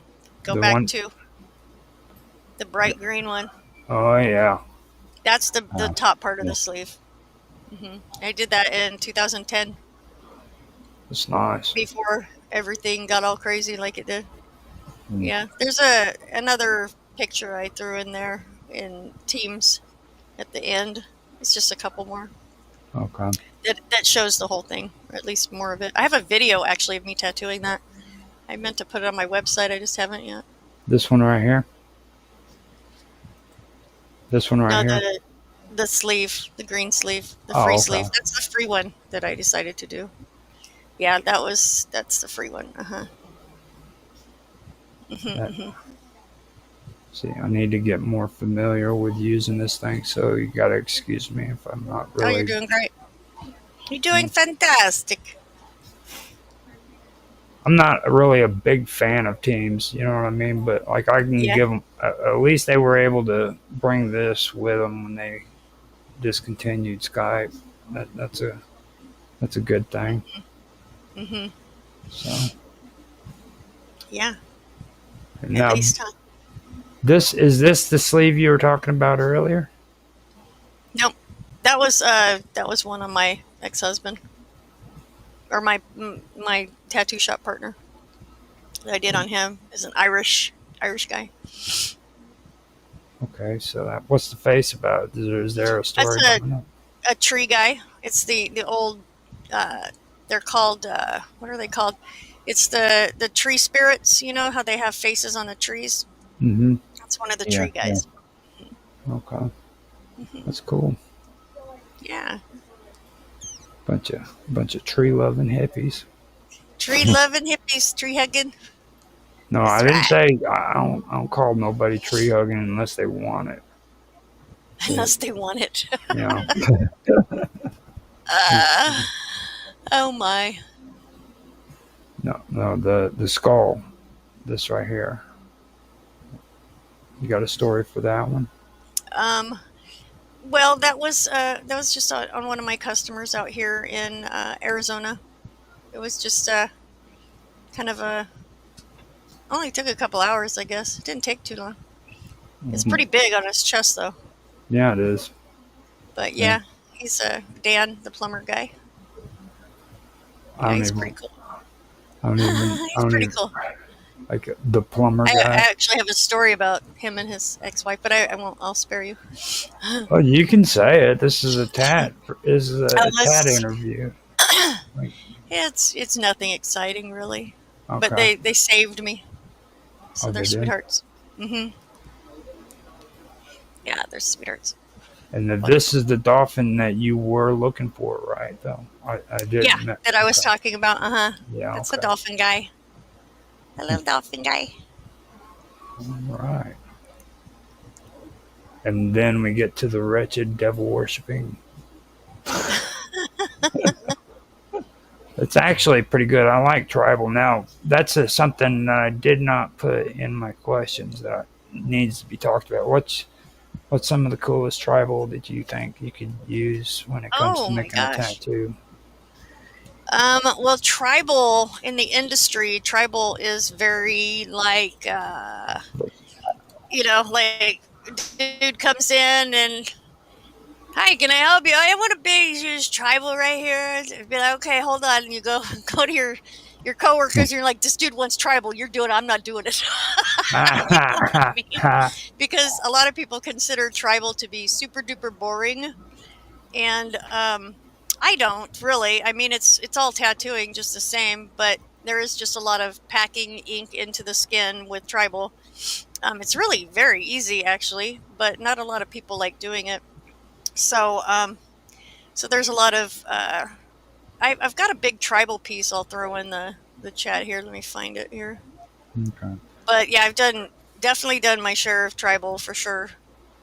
And tribal is actually a really good test of your tattoo skills, just like doing a star, just a regular like 5-pointed star or nautical star. Mhm. Those are like really good tests on your skills because it's certain. It has to be a certain way. If the line's crooked, you're going to be able to tell. If the tribal's not got ink everywhere packed in there, you're going to be able to see it.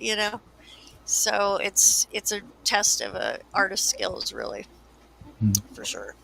Now, if you want to stay up there with your face and everything, that's cool because that kind of looks professional whenever it has you on one side and then the tats on the other. So it's up to you if you want to do Oh, that that's or not. fine. Whatever.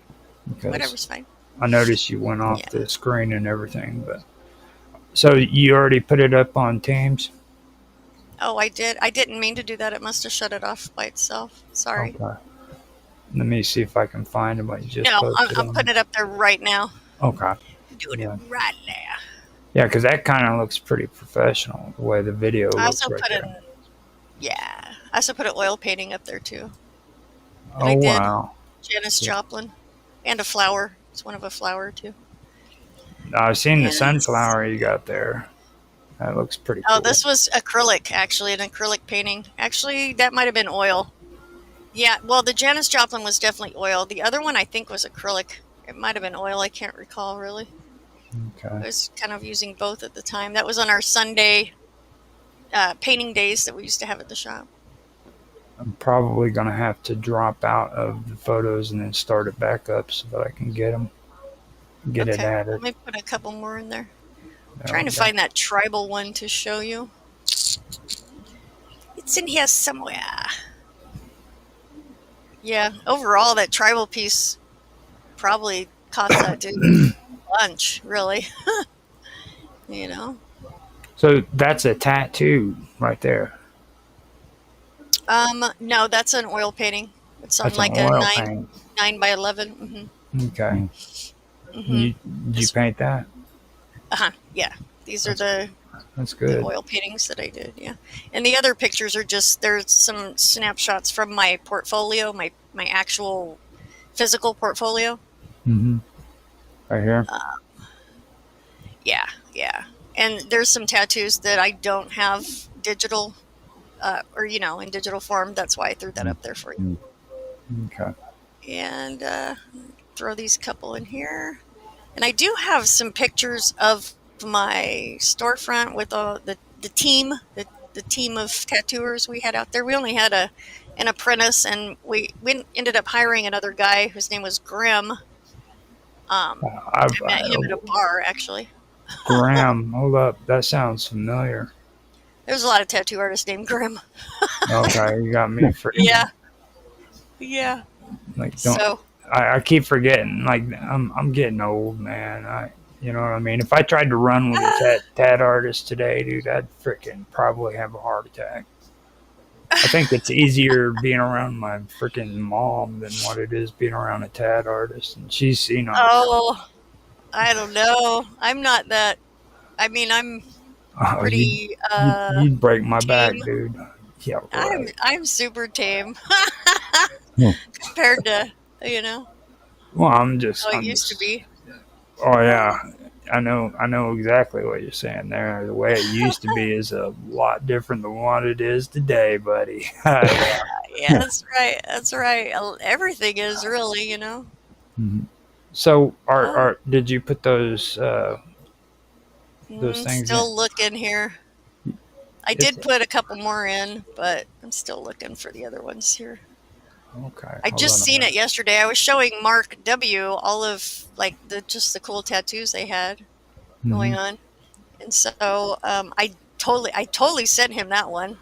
I should just copy it from that conversation because I got it in here somewhere. I don't see it. I only have 12. Oh, there it is. I only have 12 folders of stuff. You know how that goes. Yeah, you got to collect all this stuff. I mean, because like that's how I am with all my videos and stuff. I have I like bet. I've got I an bet. organization of the I way gotta organize mine better.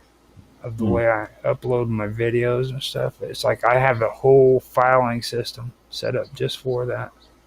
There you go. There's a There we couple. go. Oh yeah, see now you're getting down to the nitty gritty. This That is. was the apprentice guy, the same guy Hmm. that had the potato cleaver on his back. I wouldn't He had doubt a it, dude. mohawk. We did Hmm. both sides of his head like that. Yeah, Hmm. I would not doubt it. Freaking Yeah. Mohawk, Liberty Spikes. What is Hmm. it? Now he was a Knox gelatin guy, right? He wasn't. He wasn't into all that freaking Kool Aid crap, right? I'm not sure what you mean. What do Knox you mean? gelatin to harden the freaking Liberty Spike. Oh, you know what? I really don't know. Should I have don't know. I asked. know it was a process. It was a process for him to Yes, do that. and that's what it is. And it's like you should have asked because those are important questions when it comes to They are. They are.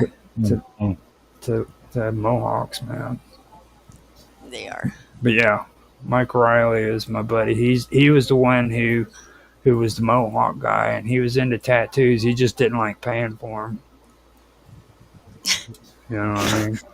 That's nice. Yeah.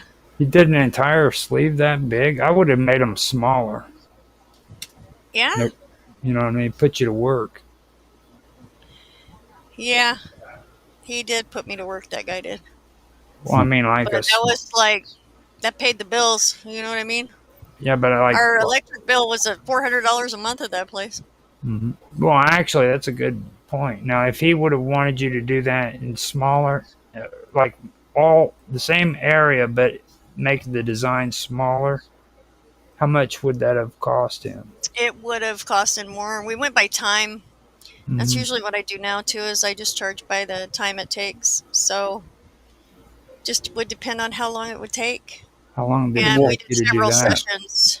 We Hmm. did several sessions with him. I'm not sure exactly how long that one took. It probably was at least 3 sessions though. And usually 2 hours a piece is what I would go for sessions, depending on how you know, they were doing and things like that. So yeah, Hmm. And I got a couple of pictures of the shop I'll throw in here. what was you going to ask, Mark? Yes. Yeah, I was just going to ask, same as you, just the time. Yeah, Just Mm-hmm. the time. Yeah. Dad. There you go. Now, you see, we need to make one like this and have Mark Latashik put it on and have it say Big Daddy. That was for his dad, Father's Day. He got that one. Him and his dad were drinking buddies. Hmm. The next one is another shot of the same one, the same thing. Oh, that's cool. That's a better shot. Mm-hmm. That's really nice. Yeah. That is nice. Yeah, Now that was there. on a relative, so, he's I practiced a lot on him. Or not practiced, but he would let me do anything I wanted to on him. Mhm. Kind of like that. Now that's the sleeve again. And just so it's clear to the people who are viewing, tell everybody what a sleeve is, because a lot of people might not understand what that is when you say the word sleeve. Okay. Well, a sleeve is just getting an entire theme done in one, kind of one particular theme on your whole entire arm. So it's basically, usually it's covered all the way around when we say sleeve. However, some people just do like the outside of it. That would be a half sleeve. And Mm-hmm. a lot of times half sleeves are referred to as just either the lower part or the upper part. That would actually, if you just get something right here, that's like a quarter sleeve kind of thing. Mm-hmm. So yeah, that's kind of how we break it down with that. Now, me personally, I would say if you get an entire sleeve, you have just completely gone over the edge and became addicted to tattoos. And a lot of people are addicted to tattoos. Yeah, they're actually very addicting, You for know, sure. Sonia, as you can see, is very, very addicted to tattoos. Not so much anymore. The older you get, the more it's kind of hurts. And anymore I'm like, ow, ow, that's okay. It looks great. Thank you. I'm done. So, Kind of thing. what if you had a chance to go and do it all over again? What tattoo would you actually put on you that you didn't put on you already? Well, I probably would have saved these areas right here because these days, a lot of folks, they'll get like words right here, like Mm-hmm. American badass or whatever, something like that, where they can just hold up their arms and transmit a message. So back when I started, getting into this, nobody was doing that. So yeah, those were already taken up spots. So I probably would have, and also I would have themed. When you're getting a sleeve, this is very important information actually. When you're getting a sleeve or any larger piece of tattoo that takes more than one session, Uh-huh. um, always stick with the same artist that started it. If you can, don't Mm-hmm. don't change artists midway because usually you'll end up with tattoos over the top of tattoos over the top of tattoos, and it's not, I'm sure, what it's not what I envisioned in the first spot, when I first went into it. Mm-hmm. So definitely, if you're going to do a sleeve or a big piece like that, back piece, anything like that, stick with the same artist, no matter how much it costs. Just save up money, every paycheck or whatever, and get that artist to finish it, so that you end up with something that you'll like, because it'll be there, and you want to be able to look at your arm and go, yeah, that's cool. It's just what I wanted, instead of like, fuck, I need to get that covered up or something. You know what I mean? Yeah, Yeah. I'm glad you Yeah. said that too because I've heard that a lot from a lot of people where they freaking say the same thing where Hmm. if you go to a tattoo artist to get a tattoo and he's not screwing it up, you keep going to him to finish it. Don't freaking go switching some on him because there's two different Yes. styles. Yeah, I Yes. was going Yes. to say, Different styles for for every the purpose artist. of, Right. yeah, for the purpose of consistency, each artist will have their own sort of styling. Yeah. Hmm. Exactly. Well, I can Exactly. So you I kind of want to go with somebody like their style, and the consultation outlines all that stuff. So consultation. yeah, consultation is very important in tattooing. You definitely want to have a consultation, find the right artist, things like that, Okay, for explain. whatever you're trying to get tattooed. See that Whereas gets there's that's people who are portrait artists. There's some people who are not portrait artists. If you want a portrait, you got to find the right person to do it, for sure. let's see, now you're getting all up into the fancy stuff. Fancy, The fancy. the fancy professional stuff that I have absolutely no idea about. You know what I mean? Like Right? Now I know about portfolios. I understand Yep. that. Like I know Yep. that if you go to a tattoo artist, first thing you want to do when you walk through the door is let me look at your portfolio. Yep. Absolutely. That's important because Yep. You then. got to have a portfolio with all the work up there that you want to continue doing. Like if Mhm, you don't want to do tribal pieces, don't put that in your portfolio. You know what I mean? Because mhm, inevitably someone will ask you to do something just like that. mhm. So, wow, that picture doesn't look like it's very good quality. Jeez. Well, it's probably my fault Oh, because well, it could be. I'm trying to like I'm trying to kind of go through and get their faces so that at least when you have a video, you'll have a picture of your buddies that are on the video with them. Yeah, So. I was a tidbit heavier there, as you can tell. Hmm. And there's Grim with his face tattoo. I met him at a bar actually, and then we became kind of friends, hanging out. And then I'm like, "Hey, you want to come work in my shop?" It was really, really, really, really, really hard to find an artist who knew what the f they were doing, Hmm. or who if they're a pro artist, you figure they don't need apprenticed. You know what I mean?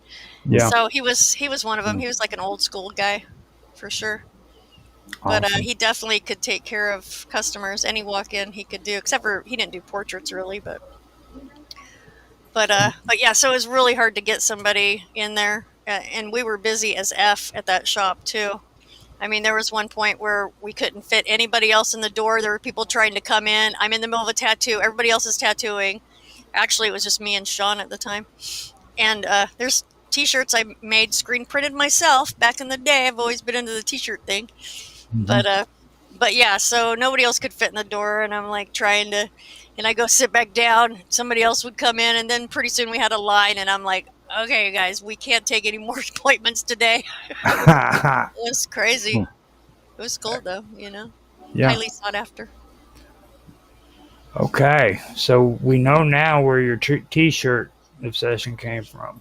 Yeah, That's yeah, that's pretty much gone along with every part of your career, hasn't it? You love pretty T-shirts. much, except for beauty school, Well, the beauty. beauty school thing Yeah, threw me off when I first heard about that.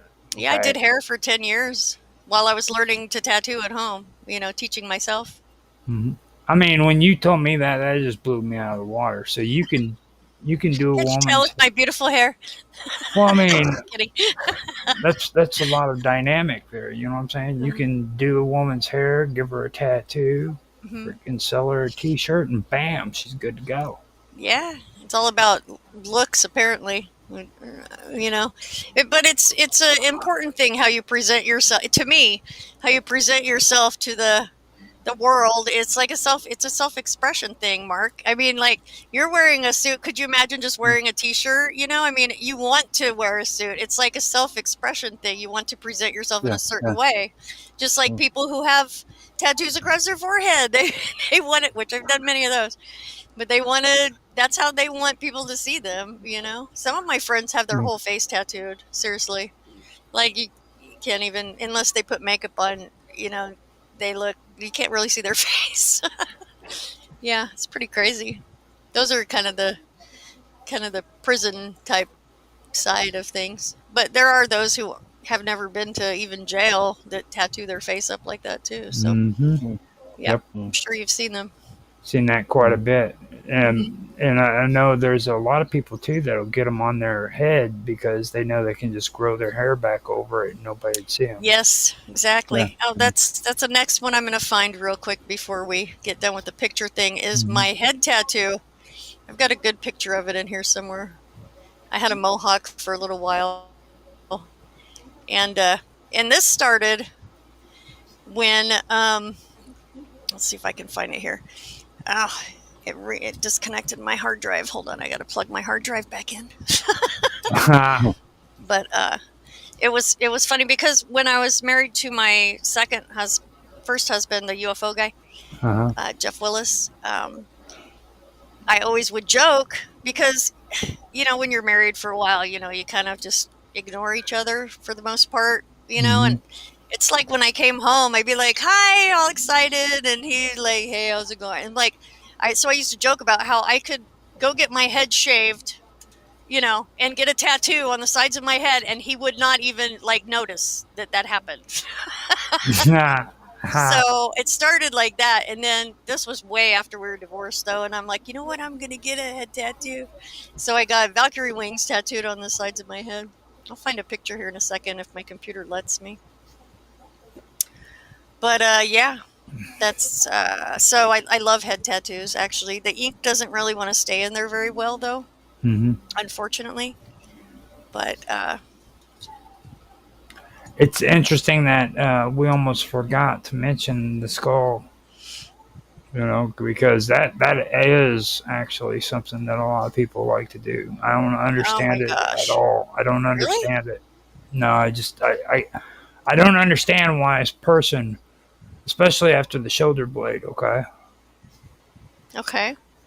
why they would do that to their head. The thing that's so bad about that is after it's done, okay, that hair is going to keep growing, and then you have to keep that shaved too, because if you don't, them little hairs are going to cause infection if you don't take care of it. You know what I mean? Keep it clean, shave down. I mean, my God, that I could never do that. The whole maintenance behind it is horrible. I don't know. That's just me. It wouldn't really be the actual pain from doing the tattoo. I don't think it would be, but It will go after work, yeah. Or you know, maybe some maintenance, yeah. because that's what I've always noticed. Like it was never like the actual pain during the time that it's being made. It's after the tattoo's done that really stuck out to me. I think Sonia is taking something that happened to her audio, that hard drive. Uh, You there, Sonia? She had to run to the bathroom real quick. Oh, maybe. now let me.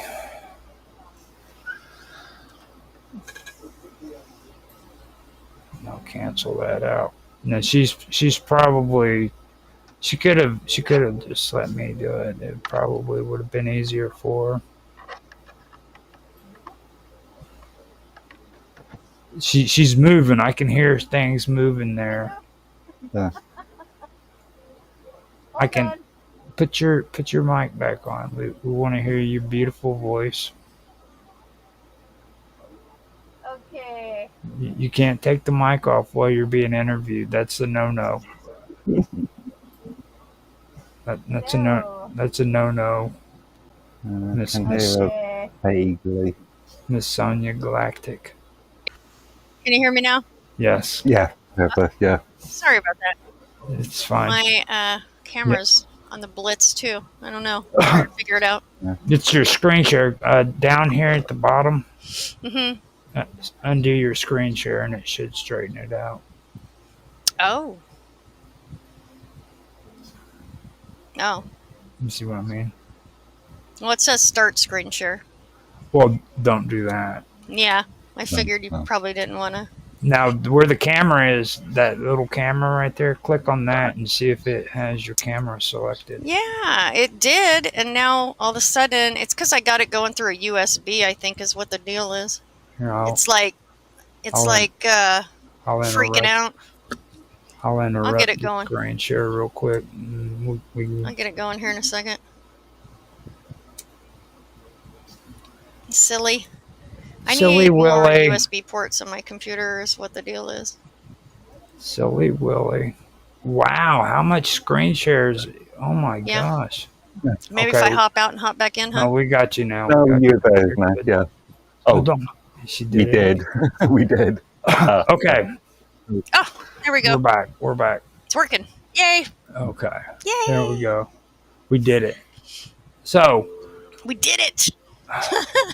we were able to get it up to 2 hours and 6 minutes. Now we did 15 minutes of setting up on the stream, so we need to come up with 6 more minutes of you talking about something really cool about tattoos that you want to talk about. Yeah. And then we'll have you give all your information on how people can get in touch with you about tattoos, your t-shirts, and everything. And you got to do this Okay. flawless without any kind of problems whatsoever.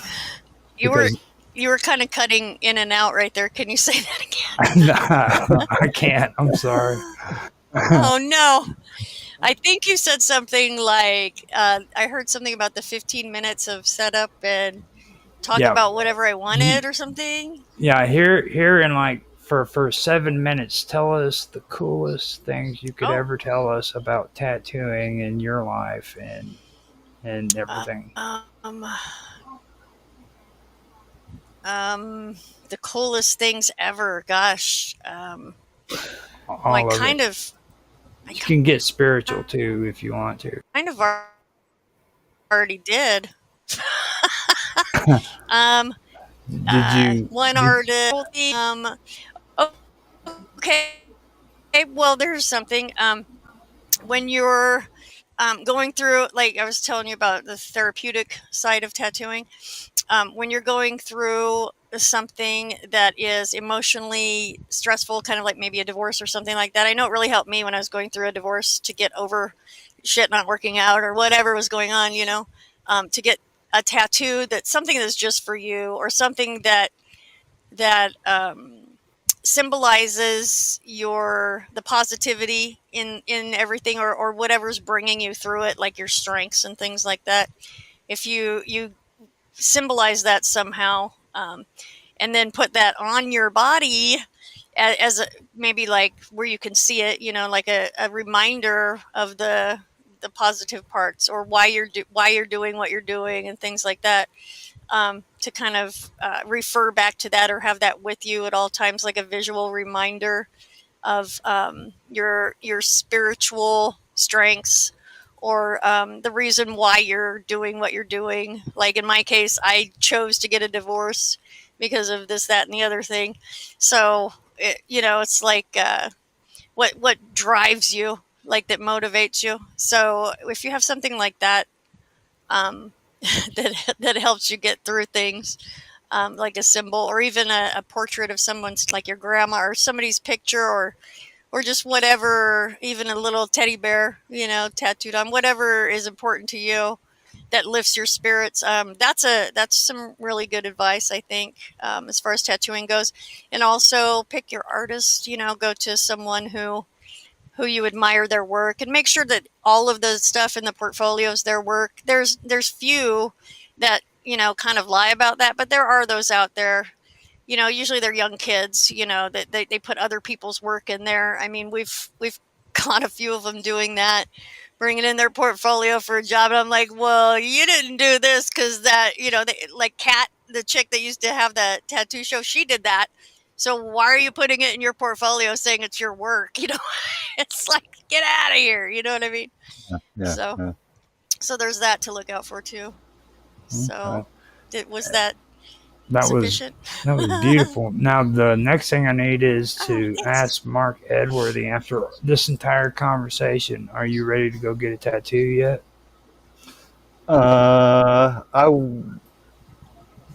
Let me have a further think about that one.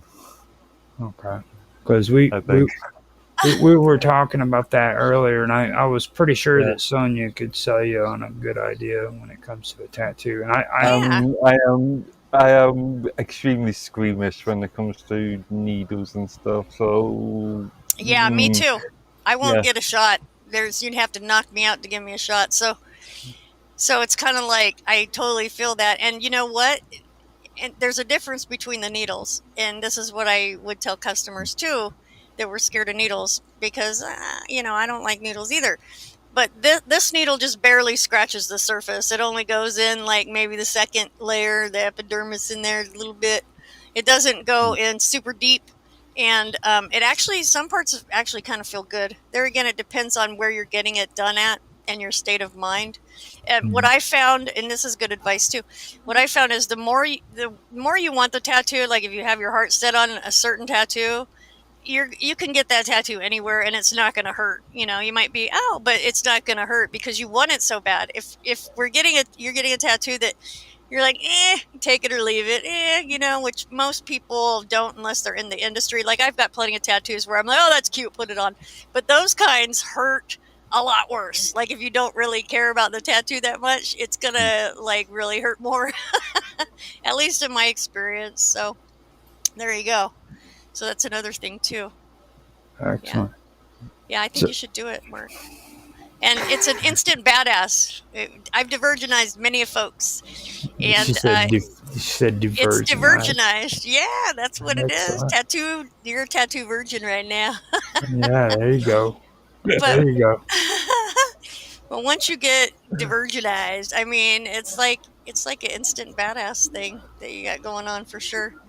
So I highly recommend doing it and just getting something that's like my first tattoo actually that I did on myself. I had a little rose that I got done at a party where I stood up and put my leg on the kitchen table back when I was like 18. But the first one I did on myself, believe it or not, I was like hesitant. I'm like, what should I do? Oh my God, I don't know. And I had to think of something that I would not change my mind about, or that wouldn't, you know how trends kind of change things. Like to be woke used to be cool until they took that, and now it's to be retarded. Yeah. You know what I mean? Yeah. So, good thing I didn't get that tattooed on me, kind of thing. So don't trigger me.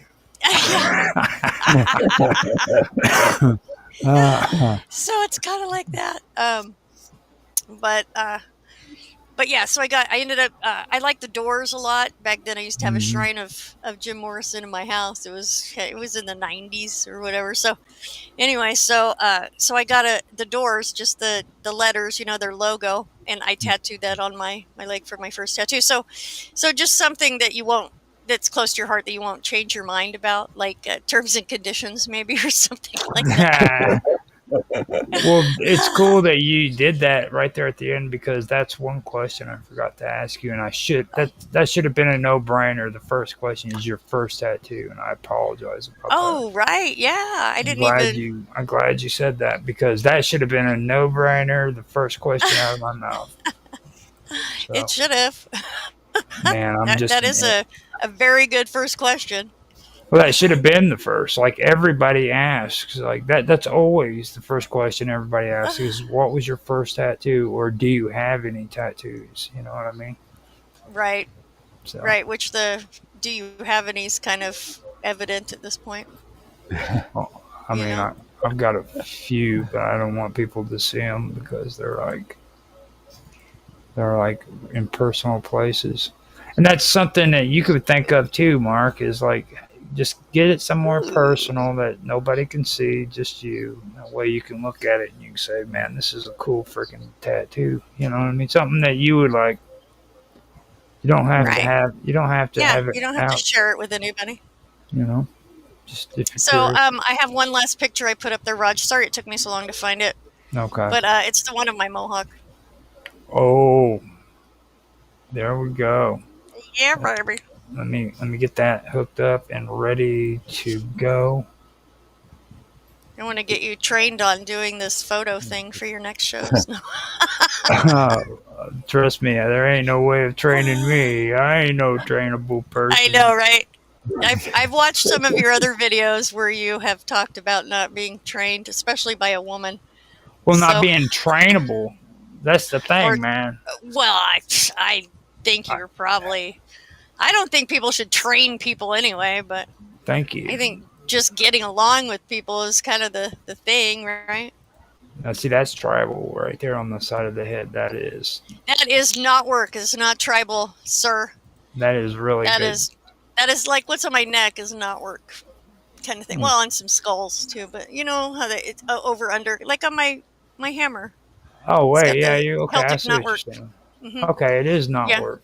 And I had a better one, but I don't know where it is. But then it goes into wings, so it has the wings in the back. They're my Valkyrie wings, because I'm a Valkyrie kind of thing. Cool. Yeah. Sorry, I guess I could have had a better picture, but I got fine. So many pictures everywhere. That is perfect. The feathers look kind of cool too, though. But Yeah, I don't shave my head anymore, as you can see, but it's always And an option. to be honest, man, I mean, you've got a lot of good quality pictures compared to a lot of people I've seen with that pictures. Like they aren't really that great, you know what I mean? So Yeah, that's another Mm. thing too. That's part of the apprentice training is what to put in your portfolio and what not to put in your portfolio. And you always want to put your best work in your portfolio, mhm. and take Yeah. out there again any of the stuff you either don't want to do or old stuff where you have gained in skills now. You know, you're better than what the picture, because that you'll progress as you move on. If you're embarking on a tattoo career, you definitely will get better, and you'll want to keep your portfolio up to date for sure.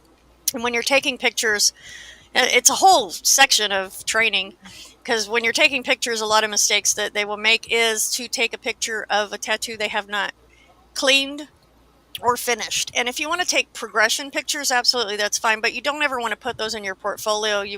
Because people that look in there, they're not going to know what a progression picture is unless you have the finished product next to it. They'll just think that you don't know what the fuck you're doing, basically, or it just doesn't look good because it's not a completed tattoo yet. So you'll want to always put your progression pictures in with the completed picture if you're going to put that in your portfolio.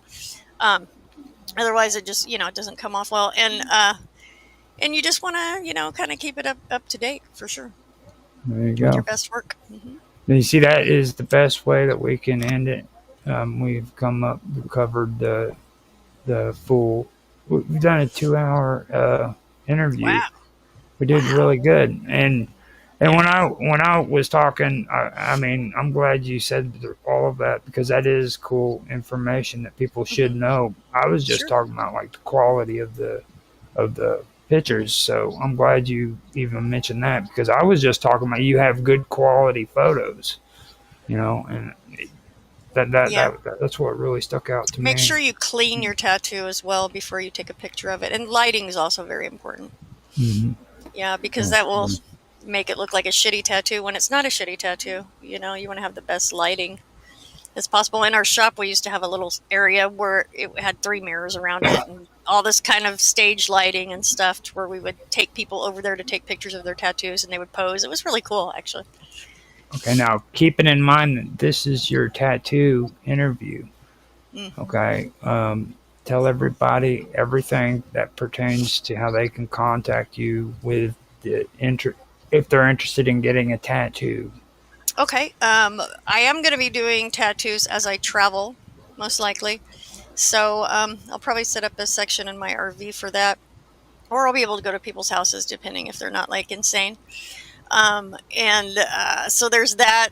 Right now I'm in Arizona and Phoenix. So if you're in Arizona and you want a tattoo, I usually go to someone's house. I don't really bring strangers to my daughter's house or anything. So, um, but I would be willing to go to someone's house, or uh, similar. And so galacticfire.com is where you would go to the contact page and just shoot me a message on there. You can also see my portfolio there too, where there's a lot of other pictures that we didn't show here today.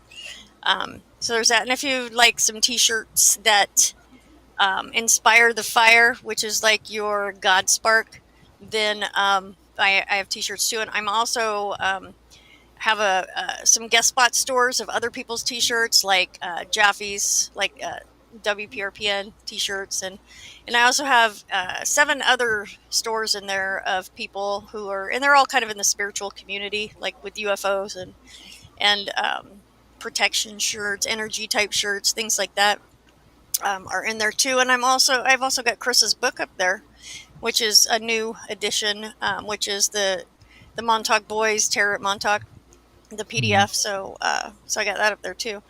And yeah, and if you want a tattoo or some t-shirts, let me know. Yeah. Okay. Hmm. Now, Mark, thank you for being here. I would usually have you give it your other thing, but this is an interview, so I'm just Yeah. I'm gonna leave it. Thank you for being here and being a part of the panel.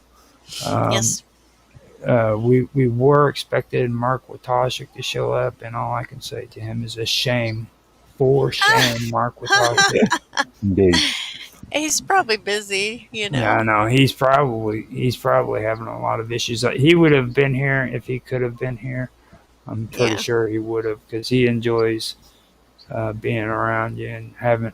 This Yeah. right here would have been like the perfect interview for Yeah. him Yeah. to listen And to with you. he was talking the other night about how excited he was to show up. So I'm so sure he's he's. probably wrapped up in something, or I'm forgot. I'm You know. guaranteeing you that he is most definitely watching this. So Oh, just to that'd be let you, cool.